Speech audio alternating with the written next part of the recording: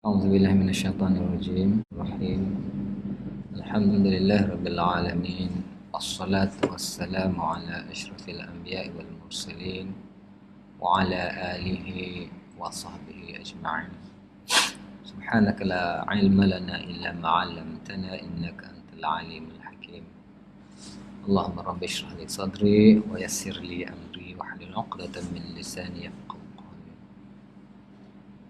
Baik, kita masih lagi di usul yang ke-8, itu usul fahmul Quran ala tau'id tertib an-nuzuli. Yakni usul memahami Al-Quran berdasarkan tertib turun ayat ataupun turunnya surah. Al-Quran boleh difahami dengan dua cara, iaitu yang pertama berdasarkan tertib turun ayat dan turun surah. Yang kedua tertib yang terdapat di dalam mushaf. Jadi dua kaedah tertib yang telah kita jelaskan pada beberapa minggu lepas lah. Satu dipanggil tertib nuzuli, satu dipanggil tertib kitabi ataupun tertib mushafi. Tertib kitabi ataupun mushafi ini tertib yang kita baca ni lah. Tertib nuzuli ialah tertib tentang ataupun yang susunnya asal, susunnya mengikut tarikh penurunan ya. Jadi untuk mengetahui tertib turun ayat-ayat Al-Quran dan surah-surahnya, sebab-sebab turunnya, yakni asbabun nuzul, yang hanya dapat dikuasai dengan pengetahuan yang luas dalam sirah Nabi SAW, sama ada pada zaman Mekah ataupun dipanggil Makki, ataupun zaman Madinah dipanggil Madani, mestilah dipastikan terlebih dahulu. Kerana Al-Quran turunnya secara beransur-ansur sejajar dengan perjalanan hidup Nabi sallallahu alaihi wasallam. Orang yang cuba memahami Al-Quran tanpa melalui sirah Nabi sallallahu alaihi wasallam bukan sahaja akan kecundang, malah akan tersasul jauh dari kebenaran. Jadi dua tertib ini sama-sama penting dalam memainkan peranan masing-masing. Pentingnya tertib kitabi ataupun tertib apa kita panggil mushafi ni, tertib bacaan kita sekarang ni yang bermula dengan Fatihah, Al-Baqarah, itu adalah susun atau yang telah diredai, direstui oleh Allah SWT dan telah dibaca melalui tadarus Jibril alaihissalam dengan Nabi SAW. Dan setiap saban Ramadan, dan katanya di akhir hayat Nabi SAW, Ramadan terakhir dibaca pada ketika itu 2 kali ya, beza dengan sebelumnya. Jadi maksudnya tertib itu adalah tertib yang disepakati, yang tauqifi, yang tidak ada sedikit ikhtilaf pun di antara umat Nabi Muhammad SAW. Tak kira pada zaman salaf, khalaf ataupun pada mana pun tidak ada pernah berlaku khilaf di antara tertib susunannya. Dibaca begitulah di mana-mana, di pelosok dunia orang Islam pada zaman apapun, itulah bacaannya. Itulah bacaan yang direstui oleh Allah SWT. Kalau ada cara bacaan lain, contohnya lah, kalau ada orang yang buat cara bacaan nuzul ni, tak ada orang buat lagu tu.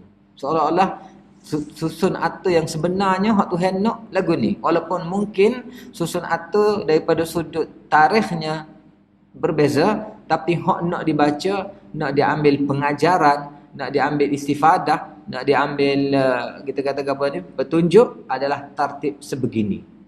Dibaca sebegini daripada zaman turun ataupun zaman wafatnya Nabi SAW, setelah sempurnanya kita kata pengumpulan Al-Quran tersebut sampailah ke akhir zaman. Itulah yang dibaca oleh umat. Tidak ada satu dakwaan pun yang wujud bahawa bacaan yang lebih afdal ataupun bacaan sebenar ialah sebaliknya, ataupun berlaku tokok tambah ataupun sebarang editan lah kita kata. Tak ada. Jadi hak tu dipanggil tertib mushafi ataupun tertib kitabi. Baik. Dan satu lagi tertib nuzuli amat penting juga daripada satu sudut lain, iaitu sudut kita nak mengenal, kita nak memastikan kita kata apa ni, betul atau tak betul sesuatu sirah apabila ditimbang dengan neraca sejarah. Di sini kita harus tahu ayat mana tu. Contohnya, contoh terbaiknya ialah kisah, hadis kisah yang kita baca semalam lah. Itu contoh, antara contoh yang terbaik. Bahawa kalau kita tak tahu bila turunnya suratul Ahzab, ataupun kita tahu peristiwa Ahzab tu mana, jadi kita tak tahu. Kita tak tahu cerita itu salah. Sebab apa? Sebab cerita itu diterima sebagai sahih dalam kitab tinggi kita. Dan ulama yang menemui bahawa hadis itu, ataupun riwayat itu tidak sahih, ialah melalui neraca logik ataupun dirayah dipanggil. Kalau tidak dan neraca logik ataupun dirayah itu melalui mana? Melalui suruhan sirah, melalui suruhan sejarah, tarikh. Sebab individu-individu yang ada dalam cerita tersebut sangat jelas lahirnya pada tahun berapa. Tapi kalau kita tak tahu Hussein itu lahir pada tahun berapa, kita tak tahu Hasan lahir pada tahun berapa, kita tak tahu siapa yang menyambut dia, kita tak tahu bahawa Asma' bin Umays itu duduk di mana, kita tak tahu bahawa Ummul Fadl itu bila datangnya ke Madinah, maka kita tak boleh nak kata hadis itu tak sahih. Tak boleh nak kata hadis itu tak sahih ataupun riwayat itu tidak sahih. Ada unsur-unsur logik yang lain dari segi tak logik, dari segi yang ada, tapi daripada sudut yang paling kemah sekali bila ulama mengatakan bahawa hadis ini tak sahih ialah berdasarkan tarikh tersebut. Berdasarkan tarikh tersebut bahawa tidak logik, tak legi. Kan? Jadi sebab itulah tartib nuzuli juga sangat penting, sebab kita tahu riwayat ini ataupun ayat ini turunnya di mana dan riwayat yang menyokong itu pada masa bila tak tally dua tu, bila tak masuk, tak makan siku orang kata, maka tak lagi, tak akan terbina satu bangunan yang bila tak makan siku, tak makan siku ni tak kena dia punya ukuran, tak masuk, tak boleh. Jadi sebab tu dia kata orang cuba memahami Al-Quran tanpa melalui sirah Nabi SAW bukan saja akan kecundang, malah akan tersasul jauh. Contoh ada banyak. InsyaAllah kita akan kongsi banyak. Kita akan kongsi contoh banyak. Surah-surah Makkiyah dan surah-surah Madaniyah. Surah-surah Makkiyah ialah surah-surah yang diturunkan kepada Nabi SAW sebelum baginda berhijrah ke Madinah. Semua sama ada turunnya di Mekah ataupun di tempat-tempat yang lain. Surah-surah Madaniyah pula ialah surah-surah yang diturunkan selepas baginda berhijrah ke Madinah. Sama ada memang diturunkan di dalam ataupun di luar Madinah. Jadi dalam satu pembahagian tarikh, bukan tempat sebenarnya, dua kategori surah diperkenalkan, iaitu satu dipanggil surah-surah Makkiyah, satu lagi surah-surah Madaniyah. Walaupun Makkiyah dan Madaniyah itu merujuk kepada dua kota besar, Makkah dan Madinah, tapi dia sebenarnya lebih tepat kepada waktu, bukan geografi, bukan tempat. Sebab apa? Sebab masa turun itu zaman sebelum hijrah. Kalau zaman sebelum hijrah dikira hadis itu hadis Mekah. Dikira ayat itu ayat Makki atau surah Makki. Walaupun mungkin tidak turun di Mekah. Walaupun mungkin turunnya mana kita kata di sekitar dia. Walaupun kita kata Nabi keluar ataupun turunnya berkaitan dengan peristiwa Habsyah ke. Habsyah itu berkaitan dengan Mekah. Tapi bila cerita itu turunnya berkaitan dengan cerita-cerita tentang Habsyah, maka merujuk kepada peristiwa hijrah, maka itu dikira sebelum hijrah. Bila sebelum hijrah, surah-surah itu dipanggil surah-surah Makkiyah. Begitu jugalah kalau selepas berhijrah dipanggil surah-surah Madaniyah. Hijrah siapa? Hijrah Rasulullah, hijrah Rasul sallallahu alaihi wasallam. Maka dipanggil ayat-ayat Madani ataupun surah-surah Madaniyah. Walaupun mungkin bukan turun di Madinah, mungkin saja turun di Mekah ke. Ya, ketika Nabi SAW mari ke Mekah. Tak selepas hijrahnya, mungkin dia mari apa kita kata semasa hajinya, semasa Fatah Mekahnya. Masa tu walaupun turunnya di Mekah, tapi ayat-ayatnya adalah ayat-ayat madani sebab merujuk kepada waktu, bukan merujuk kepada tempat. Merujuk kepada waktu, bukan tempat.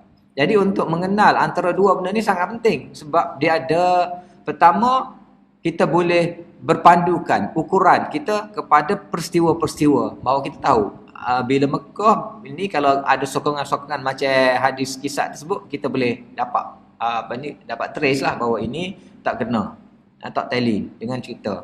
Ataupun mungkin kita boleh tahu dalam bacaan kita, contohlah kita baca, bila kita belajar, kita faham, kita tahu ayat-ayat ni dah. Ini ayat tentang Mekah, ini ayat Madinah. Ayat-ayat Mekah, ayat Madinah, dia ada ciri-ciri tertentu lah yang akan kita sebut depan ni. Surah yang paling akhir diturunkan dengan lengkap kepada Rasulullah sallallahu alaihi wasallam ialah surah An-Nasr di Mina dalam peristiwa Haji Wada' pada tahun ke-10 Hijrah. Jadi surah itu tentulah surah Madani lah. Surah terakhir yang secara lengkap surah Madani itu surah An-Nasr. Kita pun tahu surah An-Nasr kemakian. Iza jaa nasrullahi wal fath wa ra'aitan nasa yadkhuluna fi dinillahi afwaja. Jadi waktu tu ketika Islam ataupun ketika zaman kegemilangan Islam sudah ataupun Mekah Madinah telah menakluki Mekah, telah fatah Mekah, dan selepas Mekah jatuh, selepas Mekah tertakluk ataupun dibuka, maka Arab sekeliling yang sebelum itu berkiblat kepada Quraisy semuanya pakak masuk Islam. Lepas tu wara'aitan nas yadkhuluna fi dinillahi afwaja. Jadi kita boleh faham ini ayat-ayat yang terakhir, maka ini ayat madani. Dan surah An-Nas juga menjadi petanda bagi setengah-setengah sahabat yang alert, yang cerdik, yang nampak, dia juga menjadi petanda bahawa Rasulullah SAW sudah tidak lama lagi dah. Orang lain mungkin mendapati ataupun merasa ini surah yang menggembirakan lah, kan? Ra'aitan nas yadkhuluna fi dinillahi afwaja fasabbih bihamdi rabbika wastaghfir innahu kana tawwaba. Maksudnya kita sudah berjaya, orang semua sudah menerima Islam. Tapi daripada sudut yang lain, beberapa sahabat yang termasuklah sahabat yang kecil seperti Ibn Abbas yang cerdik orangnya, dia menafsirkan bahawa zamannya sudah tidak lama dah, Nabi akan pulang ke pangkuan Allah SWT.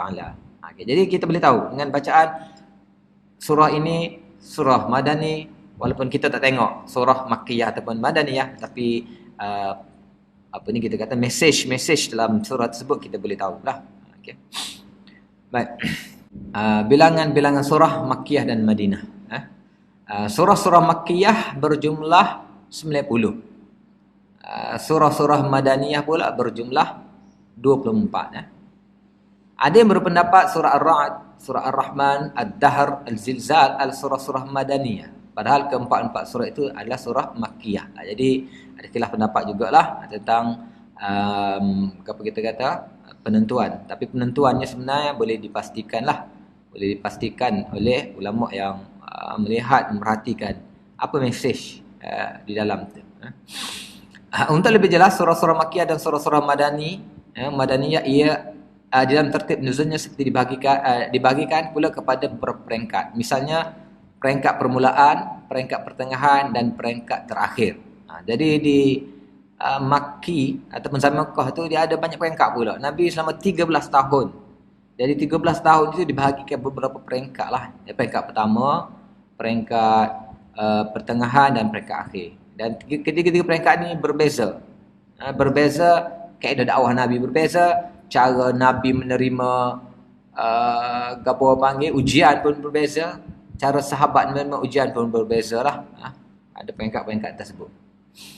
Agak sukar untuk menentukan tertib turun surah-surah Makkiyah. Bukti-bukti luaran dan dalaman terpaksa digunakan untuk menentukannya.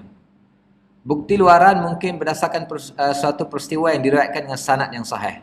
Bukti dalaman pula akan diperoleh dengan mengkaji petunjuk-petunjuknya, termasuk dalam surah-surah yang diturunkan pada peringkat-peringkat tertentu.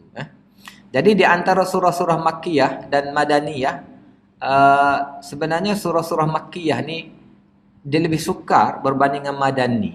Sebab apa? Memanglah sebab zaman Madinah ni zaman ramah dah. Sahabat dah semua. Ataupun kita kata Nabi sudah ada tempatnya. Nabi sudah ada negaranya. Nabi sudah menjadi ketua negara dan semua sahabat menjadi penyokongnya, dan perkembangan Madinah ni perkembangan yang memberangsang. Kalau kita kata dah akhir-akhir Nabi itu dah seluruh kita kata orang semua dah kenal Islam, dah terima Islam dan seumpama. Jadi ayat-ayatnya ataupun penentuan surah-surahnya, cerita-ceritanya kita kata agak mudah untuk kita pastikan ayat ni turun bila, peristiwa tu bila. Tapi surah Makkiyah ni mungkin agak sukar sikit dan terpaksa melukar bukti-bukti luaran, atau bukti luaran ataupun tengok riwayat-riwayat sirah jugalah, riwayat sirah juga, ataupun mungkin kita kata mesej-mesej ayat yang berkaitan dengan sesuatu. Contohnya kita kata ni peringkat bila ni, peringkat kita sebut tadi 3 peringkat dakwah Nabi yang pertama. Dakwah Nabi lah ke mana pertama? 3 tahun yang pertama Nabi tidak berdakwah secara terbuka. Nabi berdakwah secara dengan orang-orang tertentu saja, dengan senyap-senyap saja. Dan masa tu Nabi tidak menerima kecaman, tidak menerima kita kata pertentangan yang hebat daripada masyarakat Mekah. Walaupun mereka tahu ada desas-desus Muhammad ni ada buat kerja ke apa ni kan. Tapi tidaklah ada konfrontasi. Tidak ada konfrontasi di antara pembesar-pembesar dia. Tetapi selepas turunnya wa'azir ashiratakal aqrabin, selepas Nabi mengumpulkan keluarganya kan, situ baru start penentangan yang hebat. Bermula daripada orang-orang dekatnya dia sendiri, keluarga dia sendiri, pok saudara dia sendiri. Seperti mana kita tengok dalam sirah, bila mula-mula sekali selepas Nabi panggil dan Nabi teras, semua masa tu tak ada orang menentang Nabi, semua orang percaya pada Nabi sallallahu alaihi wasallam. Nabi kata, apa pandangan kamu kalau aku ayat di belakang bukit ni akan mari musuh ke Suriah? Lalu mereka mengatakan, apa saja yang keluar daripada engkau Muhammad, kami tidak pernah meraguinya, kerana engkau seorang amin, kau tidak pernah menipu. Dan bila Nabi SAW mula saja, mula waktu bik sahaja cerita tentang keesaan Allah, bahawa sembahan apa itu semua dari pakar, maka mula sekali yang menentang adalah pok saudara dia sendiri. Dia sendiri yang lantang. Alihada jama'atana, dia kata, kau ni je kau panggil, yang sungguh panggil ni je kau. Dan tak situ bermulalah gosip, bermula gagas, gapo kedai kopi, gapo semua kan. Jadi situ zaman 3 tahun selepas itu dia lain dah. Siapa ada peringkat macam-macam lah peringkat, mereka cuba nak lawan, cuba nak memperlekeh, cuba nak menghina, cuba nak mereka rasa makin cekok orang tak. Mereka rasa mereka dapat mengatasi, mereka rasa mereka boleh kawal, under control lah Muhammad ni. Tapi lama-lama toleh rupanya. Habis cara, habis plan dah kita. Habis benda dah. Lagu mana? Siapa pun dia pecah kepala mikir dah. Mari cari dia pakai lagu mana ni. Siapa Quran ayat kan? Semua abas apa ni? Wanazar semua. Habis cara dah. Kata dia ni syair ke tak boleh. Kata segala label, segala propaganda, segala label, segala benda dia tak boleh dah. Akhir sekali mereka menukar plan. Tak boleh buat dah. Tak boleh dah. Kita kena edam je. Kita kena hapuskan dia.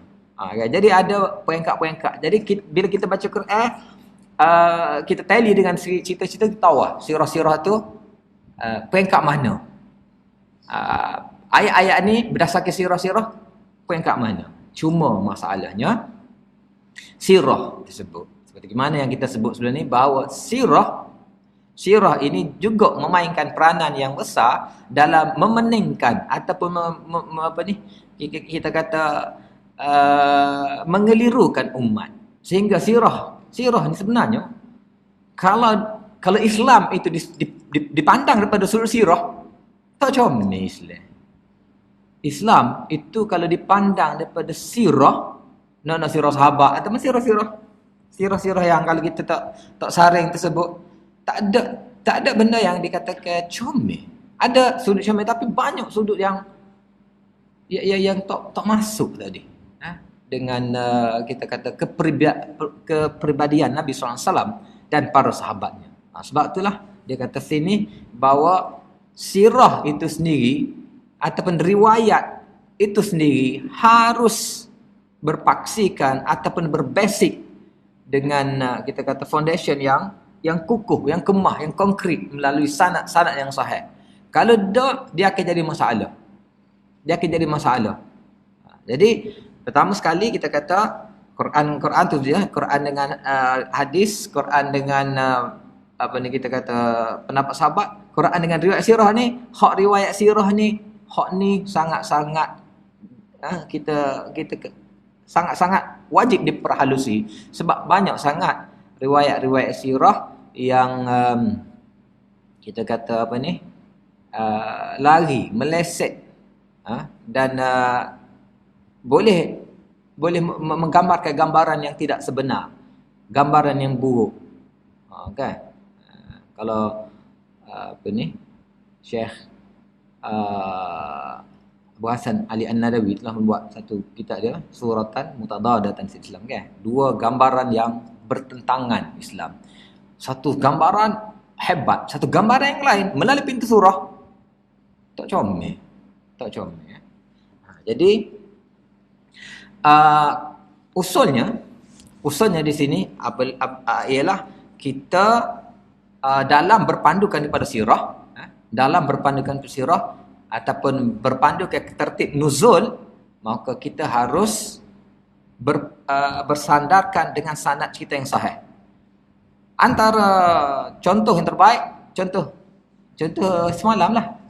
Contoh semalam itu contoh tentang hadis kisah bahawa ia adalah satu cerita yang tak logik berpandukan kepada tarikh lahirnya Husain dan Hasan. Baik, ada satu lagi yang sering dibawakan oleh Maulana ialah hadis ataupun cerita tentang Isra'nya Rasulullah SAW daripada rumah Ummul Hani. Kemungkinan cerita ni pun kita pun pernah kongsi sama, tapi kali ni anda buat dalam bentuk semalam juga. Kita keluarkan poin-poin dia dalam bentuk PowerPoint gini biar agar kita nampak dan kita boleh simpan insya-Allah. Sebab kita ni peringkat mengaji ni kan, peringkat kita belajar ilmu ataupun alat-alat yang ada pada seorang mufassir. Walaupun kita mungkin tidak jadi mufassir, tapi kita belajar tafsir, kita belajar cara tafsir. Okey. Baik, ceritanya tentang kepalsuan kisah Isra' Mi'raj rumah Ummu Hani. Ini anak saringkan, ringkaskan dalam bentuk poin-poin begini. InsyaAllah kalau ada masa kita akan buat dalam bentuk PowerPoint jugalah. Okey. Baik. Ceritanya sirah tentang Isra' Mi'raj. Bila Isra' Mi'raj baru timbullah cerita ni. Isra' Mi'rajnya. Isra' tu perjalanan Nabi SAW. Subhanalladzi asra bi'amdi lailan. Perjalanan malam itu daripada Mekah ke Baitul Maqdis itu dipanggil Isra'. Dan Mi'rajnya A'raja tu naik ke atas, walaupun Mi'raj tidak disebut secara jelas, sebenarnya ada dalam Quran. Tak apalah, itu cerita yang lain. Tapi cerita ni, cerita tentang Isra' Nabi SAW ini sangat jelas dalam Al-Quran. Allah mengatakan alhamdulillahilladzi anzala ala asra bi'abdihi lailan minal masjidil haram ilal masjidil aqsa. Asra bi'abdihi lailan minal masjidil haram ilal masjidil aqsa. Sangat jelas dalam ayat Quran. Dalam hadis Bukhari pun sangat jelas, ataupun hadis-hadis yang saya lain pun sangat jelas. Bila Nabi SAW mengatakan bahawa ketika aku berada di Baitullah ataupun ketika aku berada di Hatim, tiba-tiba aku malaikat mari jemput gini-gini. Tapi Nabi ayat ketika aku berada di Baitullah dan ketika aku berada di Hatim. Hatim tu di Baitullah juga. Hadis dan Al-Quran sebut secara jelas bahawa aku berada di Baitullah. Sebab itulah hadis yang sahih tidak pernah bercanggah dengan Quran.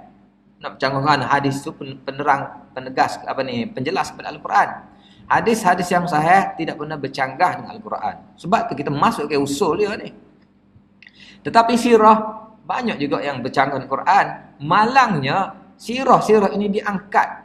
Walaupun kadang-kadang Quran je lah koyak lagu ni dah. Hadis koyak lagu ni dah. Jelas dari Quran, jelas dari hadis. Dan orang yang menceritakan sirah tu pun kadang-kadang pun baca dah ayat itu, lalu dah hadis-hadis itu. Tetapi bila main dengan sirah, dia macam seolah-olah sirah ni lebih kuat. Dalam penceritaan, dalam hikayat, dalam menceritakan perjalanan ni, seolah-olah sirah lebih kuat. Sehingga dia meninggalkan hak lebih kuat lagi sebenarnya, hak lebih sahih, hadis dan Quran.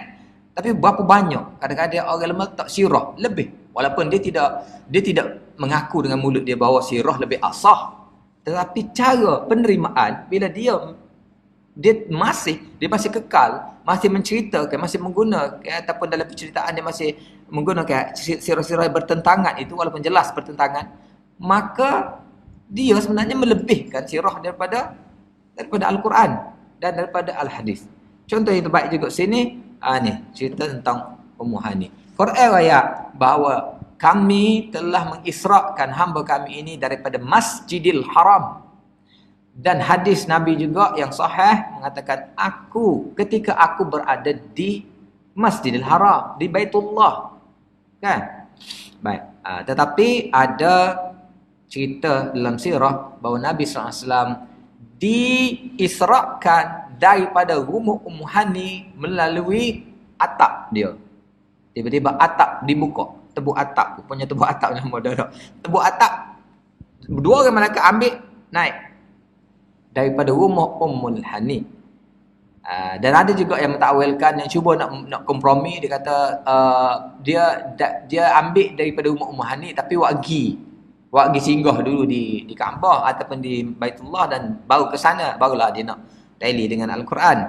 Tak apalah, itu cara nak takwil dah, nak panggil. Baik, kita tengok hadis tersebut. Hadis tentang Ummu Hani binti Abi Talib. Bila menceritakan tentang kita kata Isra'nya Rasulullah, bila mengatakan Rasulullah sallallahu alaihi wasallam tidaklah diisrakan melainkan ketika baginda berada di rumahku. Baginda sallallahu alaihi wasallam tidur di sampingku. Fi baiti nama indi, dalam teksnya, tidur bersama dengan aku. Okey. Mula-mula baginda bersembahyang isyak, kemudian tidur. Kami pun tidur. Sebelum fajar, Rasulullah sallallahu alaihi wasallam telah pun mengejutkan kami lalu bersembahyang subuh. Kami bersembahyang bersamanya. Okey, dari cerita ni bahawa sebelum tidur sembahyang isyak dulu. Dalam hadis tu dia kata dua isyak tu maksudnya maghrib isyak lah. Malam tu, maghrib dan isyak, dia kepada isya'ain, dua isyak tu dalam bahasa Arab maksudnya maghrib dan isyak. Sembahyang maghrib dan isyak itu sembahyang rumah Ummul Hani, lepas tu tidur. Lepas tidur, subuh tu bangun pula Nabi mengejutkan mereka lah. Baik. Kami pun bersembahyang bersamanya. Jadi Ummu Hani kata kami. Kami tu siapa? Kemungkinan suami dia ke, tak tahulah. Tadi dia kata indi fi baiti. Indi saya, lepas tu dia guna kami pula. Tak apalah, kami itu sama. Kami itu dia dengan keluarga dia ataupun dia dengan Rasulullah. Dia kata kami bersembahyang bersamanya. Baik. Setelah itu Rasulullah bersabda, wahai Ummu Hani, malam tadi saya telah bersembahyang bersama kamu seperti yang kamu tahu di wadi ini. Selepas itu saya pergi ke Baitul Maqdis dan bersembahyang di sana, dan sekarang saya bersembahyang subuh bersama kamu seperti yang kamu saksikan. Dan Nabi kata, malam tadi sebelum subuh kita sembahyang isyak bersama. Tapi selepas itu saya ke tempat lain dan balik semula bersembahyang subuh bersama kamu. Okey, seperti mana kamu saksikan. Setelah itu Rasulullah sallallahu alaihi wasallam pun bangkit untuk keluar. Aku memegang hujung selimut Aku memegang hujung selimut baginda SAW. Maksudnya setelah Nabi royak bahawa semalam dia pergi ke tempat lain, maksudnya dia Mi'raj lah, cerita tentang Mi'raj, bahawa dia pun bangkit untuk keluar. Aku pun memegang hujung selimut Rasulullah SAW. Maka tersingkap perut Nabi SAW bagaikan kain kibti yang terlipat. Lalu aku pun berkata kepada baginda, wahai Nabiullah, janganlah engkau ceritakan perkara itu kepada orang ramai. Nanti mereka akan mendustakan engkau dan menyakitimu. Jadi bila Nabi nak keluar, nak cerita tentang Mi'raj, tentang Isra' dan Mi'raj lah, Ummu Hani lari. Ummu Hani tarik kain dia, lari, jangan, nanti kaum kamu tidak akan mempercayaimu. Lebih ke gitulah. Baginda SAW bersabda, demi Allah aku tetap akan menceritakan kepada mereka. Ummu Hani berkata, aku pun memerintahkan seorang sahaya perempuanku berketurunan Habsyi, ikutlah Rasulullah SAW supaya engkau dapat mendengar apa yang disampaikan kepada orang ramai dan apa pula reaksi mereka terhadap keterangan Nabi SAW. Okey. Ni dia punya cerita tersebut. Apa yang lebih kurang kita nampak cerita tadi ialah bahawa Rasulullah SAW pada malam Mi'raj ataupun Isra' dan Mi'raj tidur di rumah Ummul Hani bermula daripada awal malam lagi sembahyang Isyak dan sembahyang subuh bersama, sembahyang Maghrib, Isyak, subuh bersama, dan akhirnya pagi tu dia nak keluarlah, nak menceritakan kepada ramai dan Ummul Hani melarangnya. Okey, kita tengok. Cerita ini ada dalam riwayat dan diterima oleh kita dan diceritakan di malam-malam Mi'raj lah, malam Isra' Mi'raj cerita, ada juga cerita ni. Baik. Kita nak ayat bawah sini, kalau sesuatu sirah itu tidak kita pandukan, tidak kita kepandukan dengan kita kata sebab turun nuzul ataupun logik, maka kita akan dapati bahawa sirah itu akan mudah kita terima. Kita terima pasal kita tak ada panduan, kita tak ada usul lah. Kita tak ada usul. Kita akan terima, betul lah, kita tak nampak. Dan kita tak nampak ada apa keburukannya, apa unsur-unsur, kalau kita kata tabarrah lah, unsur-unsur untuk menjatuhkan air muka Nabi SAW atau memburukkan sahabat-sahabat itu, kita tak nampak. Kita tak nampak. Mungkin orang lain nampak dah, kita tak nampak. Mungkin musuh-musuh Islam yang merencanakannya, musuh-musuh Islam yang telah buat trap ini sudah nampak benda ni, yang bertepuk tangan bahawa kita dah terkena, tapi kita masih hayal. Kita tahu yang kita dah terkena perangkap tersebut. Okey. Jadi, baik, cuba kita tengok cerita tadi. Lebih kurang apa yang kita nampak, mungkin kita tak nampak lagi. Di mana illah ataupun ma'lulnya hadis sebut, penyakit ataupun sesuatu something wrong yang ada dalam hadis ini, membuat hadis ini bukan setakat cacat, bukan setakat hadis ini tidak sahih, maudhu', tetapi ada unsur-unsur yang merosakkan nama baik, reputasi Nabi sallallahu alaihi wasallam. Dah. Baik. Cuba kita tengok, kita nilai secara logik ataupun secara dirayah hadis sebut. Sewaktu Isra' dan Mi'raj, Isra' dan Mi'raj, bila berlaku Isra' Mi'raj ni? Zaman Mekah, kan? Zaman Mekah, pertama peringkat awal, zaman peringkat mana? Zaman peringkat Mekah lah kita kata. Dan sewaktu itu, Ummul Hani belum masuk Islam. Beliau memeluk Islam ketika Mekah ditakluk, iaitu ketika tahun 8 Hijrah. Sangat jauh peristiwa ini dengan keislaman beliau. Pada masa tu tak ramai lagi masuk Islam sebenarnya. Tak ramai lagi masuk Islam. Termasuk Ummul Hani. Dan Ummul Hani ni memang tak masuk Islam. Dia dan suami dia memang tak masuk Islam. Suami dia sampai akhir pun tak masuk Islam. Dia hanya masuk Islam beramai-ramai apabila Mekah telah dikepung. Dan apabila Mekah telah dikepung dan Nabi menawarkan pengampunan, semua pakat masuk Islam. Dan Hani termasuk mereka ni yang masuk Islam pada ketika itu. Islamnya adalah selepas Fatah Mekah ataupun ketika Fatah Mekah. Jadi peristiwa ini adalah sangat jauh dengan tempoh itu. Ini masa zaman Mekah lagi, masa orang tengah tolak Nabi SAW. Jadi sewaktu itu Hani belum Islam. Macam mana dia boleh semayam dengan Nabi SAW? Macam mana dia lari Nabi SAW jaga nanti orang akan apa ni? Menolakmu, orang tidak akan menyakitimu dan semuanya. Dia pun belum Islam lagi pada masa itu. Okey. Yang kedua, dalam cerita tersebut digambarkan dia bersembahyang Maghrib, Isyak dan subuh bersama dengan Nabi SAW. Sedangkan sembahyang difardukan adalah pada malam tu. Lepas maksudnya Nabi ambil sembahyang mana? Nabi ambil sembahyang tu. Ada. Nabi pergi jumpa dengan Allah SWT malam Mi'raj itu balik. Maksudnya semaya ini difardukan selepas malam tersebut. Macam mana dia boleh semaya Isyak dan Maghrib sekali dengan Rasulullah? Ini dia panggil logik lah ni. Logik, unsur dirayah. Ni sebenarnya dalam bab usul hadis ni. Ni bab usul hadis ni. Tapi dah tajuk kita terkait juga ni, kita sebut je sikit tentang usul hadis ni.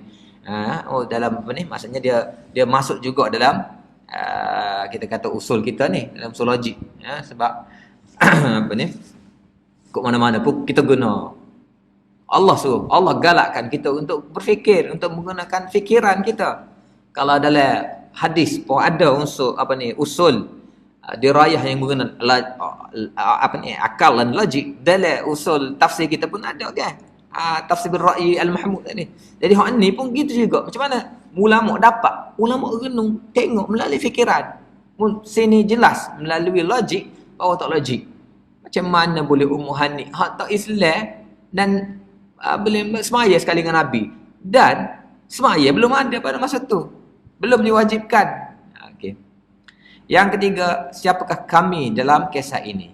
Kalau suami beliau Hubairah, dia adalah antara musuh ketat Rasulullah SAW. Bahkan setelah pembukaan Mekah pun dia tidak memeluk Islam. Sebaliknya melarikan diri ke Najran, kemudian ke Rom, menganut Kristian dan mati sebagai Kristian. Baik. Dalam cerita tu dia kata kami tu siapa? Kalaulah kami yang semaya sekali dengan dia itu adalah Hubairah, suami kepada Ummul Hani, maka itu sangat-sangat tidak logik. Sebab Hubairah adalah musuh ketat Nabi SAW.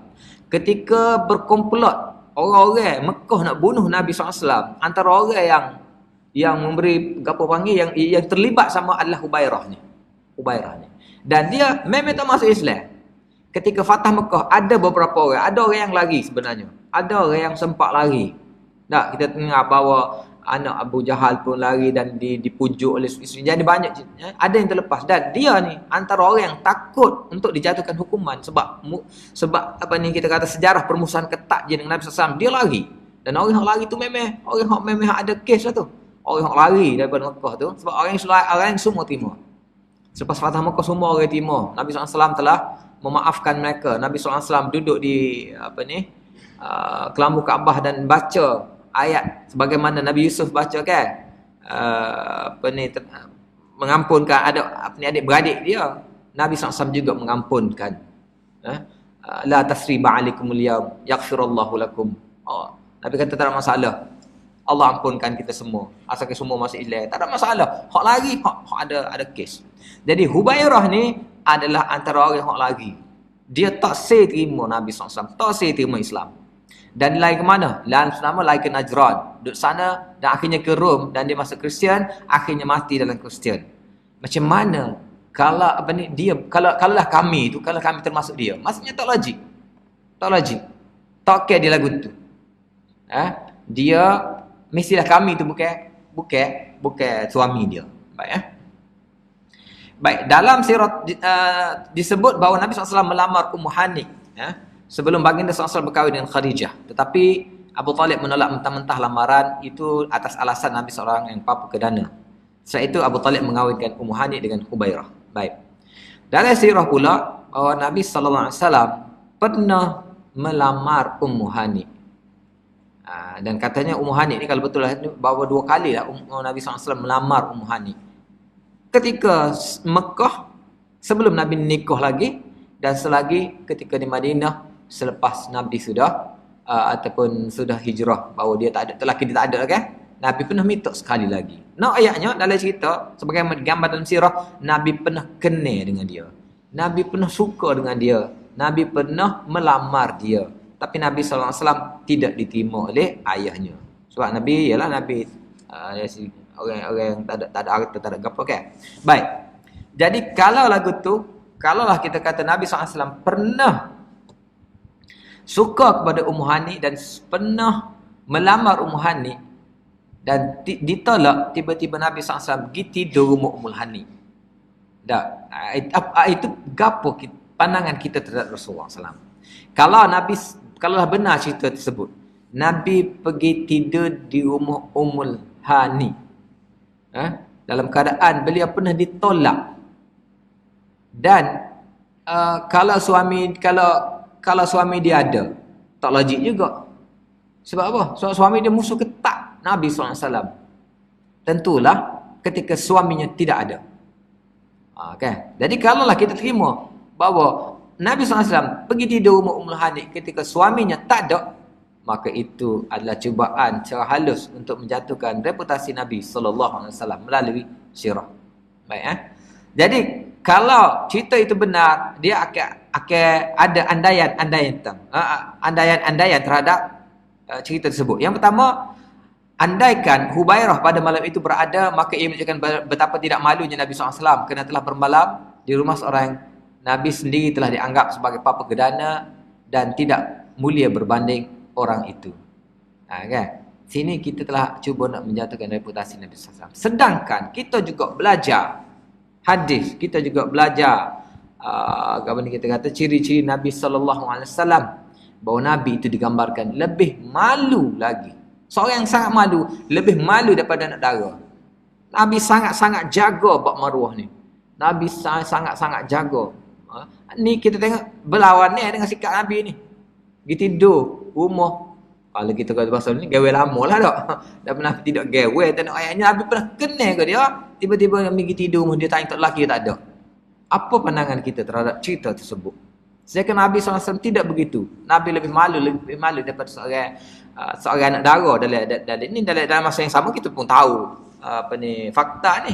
Dan begitu juga Nabi SAW ketika ada satu kali dia berbual dengan isterinya Safiyah di luar rumah. Ketika malam tiba-tiba sahabat lalu tali gelak tu, dia pun panggil sahabat tu. Dia panggil, dia kata nanti itu isteri saya Safiyah. Sahabat tu kata Allah bak, kita bukannya ada bapa Rasulullah kata kita tahu kita bukan ada anggapan buruk, tapi Rasul sangat jaga benda ni.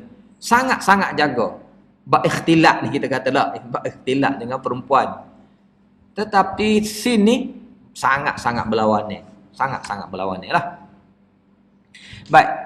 Bagaimana Rasulullah SAW boleh bermalam di rumah musuhnya? Tidak akan mungkin Hubairah yang juga telah mengetahui bahawa Nabi SAW pernah melamar Ummu Hani sebelumnya. Tidak akan mungkin akan timbul rasa cemburu di hati Hubairah. Kalaulah betul, macam mana Nabi boleh tidur di rumah isteri Hubairah yang mana Nabi pernah melamarnya? Okay, Hubairah ni siapa? Musuh dia. Tentulah sangat-sangat moleklah peluang pada ketika itu. Tentu jadi kes. Tentu akan jadi kes lah kita kata tak. Baik, jika diandaikan Hubairah tiada pula, tu kita kan andaikan bahawa kami itu bersama dengan tok laki dia Hubairah. Kalaulah kita kata tok laki dia tak ada dan nampaknya lebih kepada tu. Logiknya lah, kasih kira logiknya lebih kepada tak ada suaminya. Jika diandaikan Hubairah tiada di rumah, maka ia akan buka seluas-luasnya pintu keraguan terhadap pribadi Nabi SAW yang digambarkan telah tidur bersama dengan perempuan yang pernah dilamarnya pada ketika ketiadaan suaminya. Inilah kita kata tadi, ya, cubaan dalam halus untuk menjatuhkan Nabi SAW. Cerita ini juga yang menunjukkan betapa intimnya perhubungan Nabi SAW dengan Ummu Hani apabila keesokan paginya bila Nabi SAW bersedia untuk keluar memberitahu orang ramai tentang Isra Mi'rajnya, bagaimana Ummu Hani menarik hujung selimutnya sehingga terdedah perut yang digambarkan seperti kain kibti yang berlipat. Okey, cuba kita tengok sini tadi hadis bahawa Nabi kami tidur bersama dan pagi esok bila nak bangun, aku tarik kain selimutnya sehingga ternampak perutnya seperti kain kibti yang berlipat. Ini gambaran yang sangat intim antara Nabi dengan Ummu Hani. Jadi ini benda yang tak patutlah, gambaran yang tak patut diceritakan tentang Nabi SAW. Baik. Kisah ini bertentangan Al-Quran hadis. Seperti tadilah Quran jelas mengatakan bahawa asra bi'amdi lailan minal masjidil haram. Hadis juga jelas mengatakan bahawa ketika aku berada di Baitullah. Yang keenam, tidak masuk akal sekali Nabi SAW meninggalkan rumahnya sepanjang malam untuk bermalam di rumah seorang perempuan asing dalam keadaan rumah baginda SAW sendiri masih ada 2 orang anak perempuan, iaitu Fatimah dan Ummu Kulsum. Jadi Nabi pada masa tu, dia duduk Mekah, di rumah dia pun dekat tu juga. Kan? Apa yang kita di rumah orang? Sedangkan dia sendiri ada bini ada anak. Dia ada bini, ada anak. Kita tidur umur-umur Hani. Bukan kita kata umur-umur Hani tu duduk di top if ke mana, dalam perjalanan berhenti R&R ke apa, duduk sekapung. Duduk sekapung. Kita tidur umur orang. Ada. Okey. Yang ketujuh, dalam riwayat Hasan Basri pula disebut bahawa Nabi sallallahu alaihi wasallam setelah mengemukakan Isra' Mi'raj, maka murtadlah ramai orang yang telah meluk agama Islam. Yang kita gaji dengar kan dalam Isra' Mi'raj ni, apabila esok ke bila Nabi cerita tu, hak masuk Islam jadi murtad dah. Ada sahabat-sahabat yang sudah Islam murtad. Sebab apa? Sebab besarnya cerita tentang Isra' Mi'raj ni. Cerita yang sangat tak logik. Sehingga orang kafir Quraisy menjadi satu isu yang besar. Dia kata, sudah. Dah, boleh sedaklah dia buat cerita. Gagal esok buat isu. Panggil, mana orang demo ni? Dak, mana pelik dah. Dalam cerita tu lah, dia kata hanya Abu Bakar. Abu Bakar kata, gapo dia cerita gapo? Bila cerita, Abu Bakar kata, demi Allah, kalau kata dia, Muhammad cerita lebih pelik, aku percaya. Okey, tak apalah, Abu Bakar As-Siddiq kita terima daripada satu sudut. Tapi sahabat yang murtad ni, siapa sahabat yang murtad tu? Katanya, ada sahabat yang murtad. Bukan ada seorang dua. Ramai sahabat yang telah murtad, yang asalnya telah masuk Islam, akhirnya murtad sebab tak boleh terima cerita yang sangat-sangat pelik ni. Sangat-sangat pelik ni. Isra' pun dah pelik dah, Mi'raj lagilah pelik. Jadi, siapa namanya? Sebab pada masa tu, sahabat yang masuk Islam bukannya ramai pun. Pada mereka tu tak ramai lagi. Siapa namanya? Keluar agak sorang nama, tak boleh buat keluar. Dan ianya juga bercanggah dengan hadis riwayat yang sahih yang lain. Ingat tak cerita bahawa Abu Sufyan, apabila dia menghambat, dia meminta rombongan Nabi sallallahu alaihi wasallam ke Rom dan untuk jumpa Hercules, apa antara kita kata racun ataupun dia cuba nak manipulasi, dia cuba nak kita kata nak cuba nak inilah Hercules, bahawa Muhammad ini adalah Nabi palsu dan semuanya. Bagaimana dialog antara dua orang itu? Kan? Dialog antara dua orang itu, sehingganya Abu Sufyan yang cerdik ni pun tak boleh pergi dengan Hercules yang hebat, yang cerdik, yang bercakap melalui ilmu. Sebab dia juga ahli kitab. Antara dialognya, antara persoalannya. Sebab dia test, dia tanya satu-satu. Dia tanya tu berdasarkan kita kata tanda-tanda ataupun petanda-petanda Rasul yang ada dalam kitab dia. Dia tahu dah. Ini ciri-ciri Rasul. Dia tanya-tanya tu memang soalan tu tepat kepada ciri-ciri ataupun tanda-tanda yang dia tahu. Antaranya dia tanya apa? Dia tanya kepada Abu Sufyan. Dia tanya pada Abu Sufyan, ada tak pengikut-pengikut dia yang murtad? Bila ada orang yang bila sudah terkena dengan Muhammad ni, bila sudah percaya ataupun menjadi pengikut Muhammad, ada tak yang murtad? Abu Sufyan kata, hak lain semua dia tak boleh jawab. Hak ni pun dia tak boleh jawab juga. Tapi kata boleh-boleh tak boleh jawab pun, dia kata aku terpaksa jawab. Dia kata setakat ni tak ada lagi. Sikit-sikit lagi tak tahulah. Setara tu je dia boleh. Dia cuba untuk memburukkan. Dia cuba untuk memburukkan Nabi Muhammad SAW. Tetapi tidak boleh diperangkap oleh soalan-soalan sekular. Siapa tak ada ruang untuk dia burukkan Nabi SAW. Kalau ada peluang pun dia kata, soalan tadi, iaitu bila Nabi tanya, ada tak antara pengikutnya yang bila dah terkenal dengan Muhammad ni berpatah balik? Dia kata setakat hari ni tak ada lagi. Sikit-sikit lagi ada kot. Setara tu je. Dia boleh cuba nak memburukkan. Nak rayaknya, tak ada. Nak rayaknya bahawa tidak ada seorang pun yang murtad. Tidak ada seorang pun yang murtad ketika berada di Mekah. Tapi dalam cerita ni digambarkan bukan seorang tapi ramai sahabat yang murtad. Tapi siapa tidak perlu disebut. Okey. Kalau di Madinah tu ada, tapi itu pun pakatan mereka dekat. Mereka pakak pokok munafik pagi kita kata kita masuk Islam belaka. Petang kita pakak belaka. Tapi tak jadi juga. Okey. Yang ke-8. Tak apalah, ni tentang perawi. Perawi kita tak bahas lah sini. Sebenarnya ada teks yang ana ambil ni betul, tapi tak apalah, tak ada di sini. Jadi nak ayatnya sini. Nah, ayatnya sini bahawa sirah, kalau kita tidak berpandukan kepada pertama sanad ya, dan juga kita tak tali, kita tidak padukan dengan Al-Quran dan Sunnah, kita akan kecundang. Sebagaimana yang sebut tadi, kita akan kecundang ataupun kita akan ubah. Sini adalah satu contoh yang baik, dan contoh ini dapat kita lihat saban waktu apabila peristiwa Isra' dan Mi'raj disebut di apa ni, sambutan Isra' Mi'raj, ada masih lagi orang yang membaca, masih lagi ada orang yang membawa cerita ni, sebab cerita ni sudah diterima sebagai salah satu daripada cerita-cerita Isra' dan Mi'raj yang diambil daripada sirah. Sedangkan jelas sirah tersebut, kalau kita bahas ikut riwayat ke apa ni, ianya ada berasal daripada perawi-perawi Syiah, perawi-perawi Syiah yang nak menjatuhkan reputasi para sahabat dan para Nabi sallallahu alaihi wasallam. Baik. Jadi di sini kita dapati bahawa kalaulah kita tak boleh nak tally tadi, ayat-ayat Quran dengan sabab nuzul yang merujuk kepada apa? Yang merujuk kepada tarikh peristiwa. Contohnya tadi, kita kata kita tak tahu Ummul Hani siapa.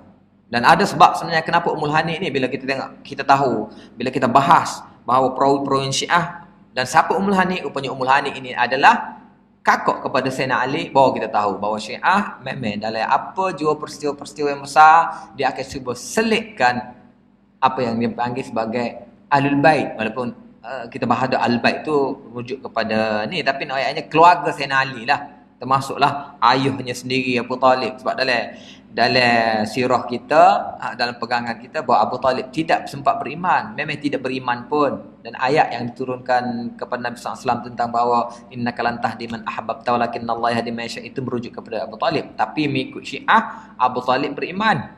Abu Talib beriman, dan Abu Talib keimanannya paling tinggi.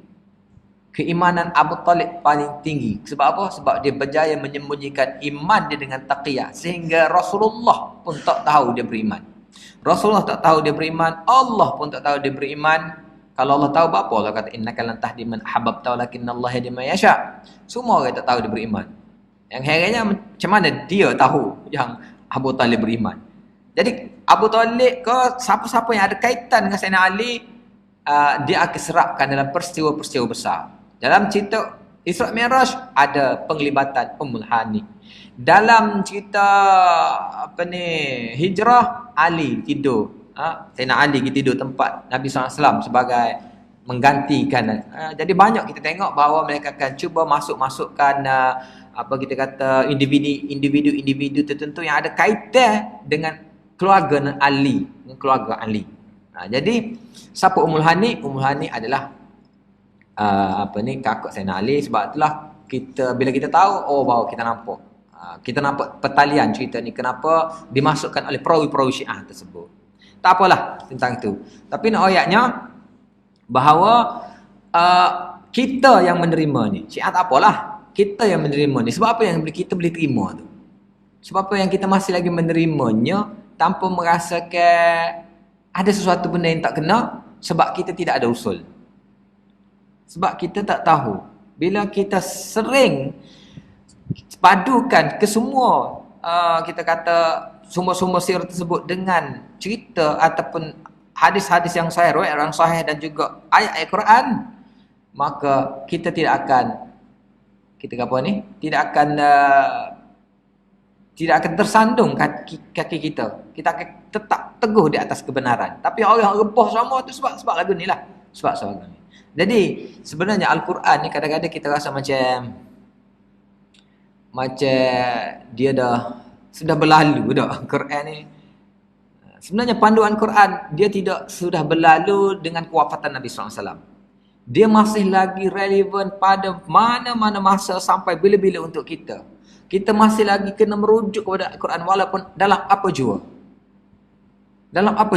Tapi oleh kerana kita tidak menganggap lagu tu, kita menganggap bahawa sirah, dia punya sirah, jaluran sirah adalah sirah, Quran. Kita bahagikan lagu tu, Quran, hadis, sirah. Itu yang menjadi punca penyelewengan tersebut. Kita sebenarnya apa sahaja panduannya masih tetap Al-Quran.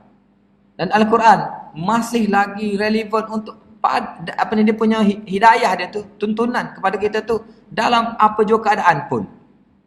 Bila kita belajar usul ni baru kita tahu rupanya Quran ni boleh ditafsirkan oleh Al-Quran.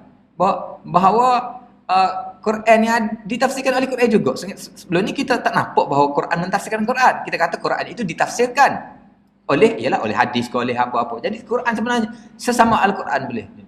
Apa jua percanggahan, Nabi kata farudduhu ilallahi war rasul. Seolah-olah macam Allah tu ada lagi. Seolah-olah tu masih ada lagi, boleh rujuk lagi. Jadi sebab dia masih relevan, masih ada. Maksudnya Quran tu masih ada. Jangan kita tiadakan. Jangan kita tolak Quran dengan meletakkan benda lain selain pada Quran. Itu kesilapan besar kita. Quran apa jua, dalam bab apa saja masih lagi hidup dia. Bukan kata sudah menjadi kitab sejarah, bukan jadi satu monumen sejarah lama yang kita anggap sebagai satu bukti bahawa wujudnya kita kata ajaran yang benar ini. Bukan, dia masih lagi menjadi pedoman dalam apa jua. Dalam bab sirah pun jangan tinggalkan. Ini kita tinggalkan dalam bab sirah walaupun jelas, tapi kita cuba tinggalkan. Walaupun tak nampak sangat kita tinggal, kita cuba takwil macam tadi, takwil bahawa Ummu Ummul Hani dengan ada orang takwilkan Ummu Ummul Hani tu berada di dalam Masjidil Haram. Tak logik tu. Ataupun sebenarnya memang daripada Masjidil Haram, tapi sebenarnya Nabi tidur di Ummu Ummul Hani. Malaikat ambil daripada atap, buat naik bagi ke ni, barulah tu macam RNR dulu kalau kita kata tak. Cuba nak takwil kau dengan kita macam saya nak tinggalkan sirah tersebut. Sedangkan sirah yang jelas datangnya daripada perawi-perawi yang tertolak ini, kita harus tolak belakanglah. Tapi oleh kerana kita macam rasa sedap dah terima kan? Sedap terima. Jadi itulah pentingnya usul ni. Pentingnya usul. Jangan tinggalkan Al-Quran, jangan tinggalkan ni. Begitu juga dalam bab hari ni tentang kitab tentang tartib nuzuli, sangat penting dalam benda-benda gini. Kita tahu sejarah tersebut. Macam tadi. Awal lagi kalau kita tahu Ummul Hani ni masuk Islam bila? Siapa suami dia? Tapi oleh kerana kita tak tahu, kita terimalah. Kita terima. Hingga kita kata siapa Ummul Hani ni? Kita tak tahu pun siapa Ummul Hani. Kan? Jadi begitulah pentingnya dalam memahami Al-Quran. Di samping tartib kitabi yang sudah kemah tu, yang sudah mana-mana pun tartib itu diterima dalam apa jua pun, balai baca dalam tafsir kalau apa kita akan melalui ayat surah-surah turutan yang ni, hak tartib nuzuli ni hak tidak pernah dibuat orang ni pun penting juga.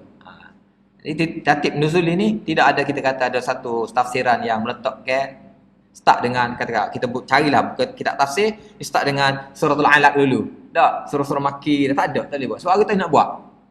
Pertama, nak penentuan tu susah. Yang kedua, seolah-olah macam Allah sudah gazetkan bahawa pemahaman kita dalam bab tartib ni adalah tartib kitabi, tartib mushafi. Tartib ni sebagai sokongan saja. Tak boleh kita nak baca ataupun kita tak pernah pun jumpa mana-mana orang yang cuba nak buat kitab Quran memang tak boleh lah nak start Iqra' dulu kan. Tafsir tak pernah jumpa. Start the tafsir tu, tafsir Makki dulu. Bermula dengan suratul Alaq, berapa ayat dulu, lepas tu Mudassir, Muzammil, ayat-ayat sapalah akhirnya surah yang suratul Ahzab bukan antara yang terakhir kan. Tidak lagu tu.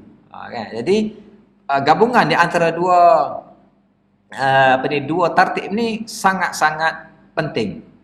Sangat-sangat penting. Tartib kitabi dia ada, dia sudah kemah. Itulah yang diterima. Itulah yang seolah-olah itu yang direstui oleh Allah SWT, dan Allah SWT telah semua orang mana-mana Islam pun baca lagu itulah. Start tarawih, orang start dengan Baqarah dulu, tak ada orang start dengan kita kata surah lain dulu. Sama jugalah. Dan selagi tartib nuzuli penting juga daripada sudut tadi. Daripada sudut tadi kita bayangkan dari sudut sirah tersebut, semasa mana, zaman bila, bagaimana Nabi SAW berhadapan pada zaman itu. Cuma sokongan terhadap itu perlukan riwayat-riwayat yang sahih. Kalau tidak sahih, habis. Baik, setakat itu dulu untuk hari ini. Dan pembahagian surah-surah tersebut kita akan sambung pada esok lah. Wallahu a'lam. Wa akhir da'wana alhamdulillahirabbil alamin. Subhanakallahumma wa bihamdika asyhadu an la ilaha illa anta astaghfiruka wa atubu ilaik. Subhana rabbika rabbil izzati amma yasifun wa salamun